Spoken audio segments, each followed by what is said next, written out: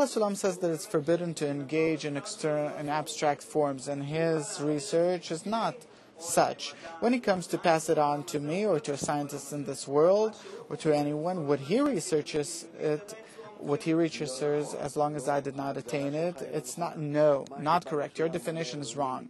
What Baal Sulam tells me about spirituality is abstract form. Why is it abstract? I wish it would have been abstract for you. It doesn't exist at all. No. Abstract form can exist only if you have an internal form.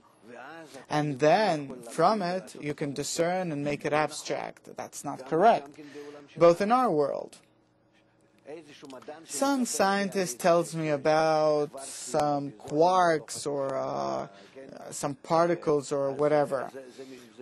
So for me it's abstract. It's not abstract. We're simply saying that it's abstract. You're talking about something. What's abstract? Something that I can't put into my mouth and feel whether it's tasty or not. That's abstract. So that's incorrect. The approach is incorrect.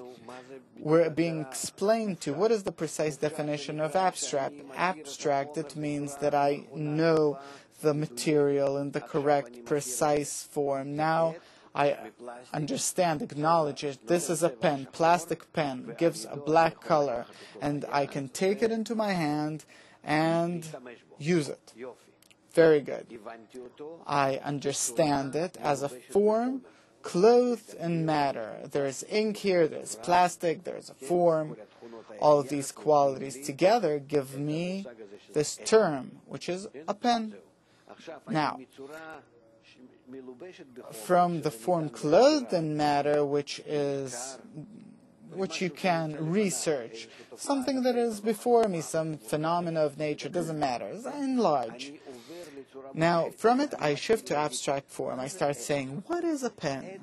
A pen is something that you can take into your hand, and by it you can draw on some kind of paper or something again that stands against it. I start from form clothed in matter. I start to rise to abstract form. And here I'm being told that the research is no longer scientific then. But if you did not have form clothed in matter, you could never rise to abstract form. Therefore, what a Kabbalist tells you, till you have attained what he tells you about yourself, until you're on that very degree where you view what he feels and views, you have no chance of rising to abstract form. What he tells you, it's simply something that does not exist. It's unrealistic. Okay, there's a much greater question here. It's not even abstract form for me. Of course it's not abstract form, but it is nothing actually. It means that till you will attain, you will not know by word or name precisely what happens and what he tells you about. Then why am I learning what he tells me about, the Sfirot, Partsufim, Olamot, worlds, etc., in order to awaken the surrounding lights? That's it. The surrounding lights, I don't know what it is, of course, it's unclear. You're also being told that you don't have to know, not what's written in the book, and you neither have to know about the surrounding lights, but what is upon you to do. What you have to do is only the preparation in order to perceive it. It's okay that I don't know how the mechanism works. How it works, you do have to know. How the mechanism works, you have to know. The only thing is you can't know about the components before you attain them.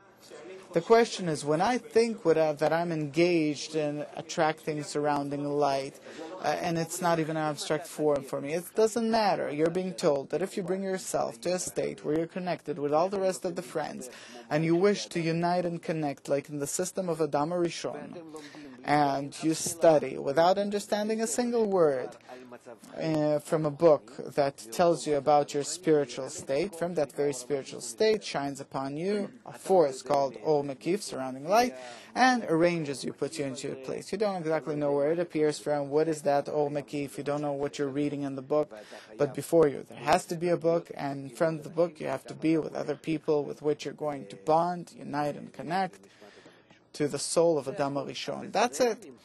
And this is in your research and your tangible sensation. How do I connect with them, or don't I? Am I capable of doing it or not? To which extent and why? And to read in the book, even in a language that you understand. Doesn't matter. Meaning that here you're given things that you do control, and what you do not control, the upper forces that now operate upon you and put you into place, arrange you. Of course, you're not demanded to be in touch with them. You're not demanded to do this. You don't have to know. You can open a book, simply look at it, and there's no obligation to understand what's written there, but to yearn to understand. What does it mean to yearn to understand? Because I yearn to understand what's written there, because there it's told about me, about my soul, about the upper world. How will I see it?